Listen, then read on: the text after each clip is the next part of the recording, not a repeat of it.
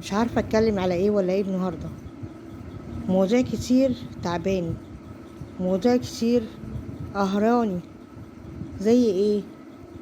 اول موضوع زي اللي هما مشاهير السوشيال ميديا، واللي هما البلوجرات والطباخين واللي يطبخوا والشيفات. ايه كمية الغل اللي انتوا بتعملوها لبعضكوا دي؟ ايه كمية اللي جواكوا البعض دوت؟ انا كنت فاكراكوا بتحبوا بعض، كنت فاكراكوا اللي انتوا ايديكوا ايد واحدة، كلكم بتحبوا بعض وكلكم بتقووا بعض.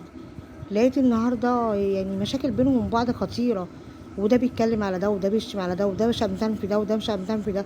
ليه ده كله؟ عشان المال؟ عشان الشهره؟ يا جماعه ده الحب هو اللي باقي، الكلمه هي الحلوه هي اللي باقيه، الصحه هي اللي باقيه.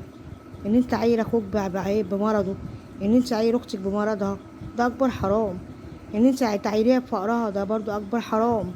انتوا مفيش حد عيلي كده لله والوطن، مفيش حد عيلي كده لله. انتوا كلكم تعبتوا وشقيتوا عشان تعلوا وتكبروا. فيا جماعة اتقوا ربنا وارجعوا لبعضكم وحبوا بعض. الدنيا فانية.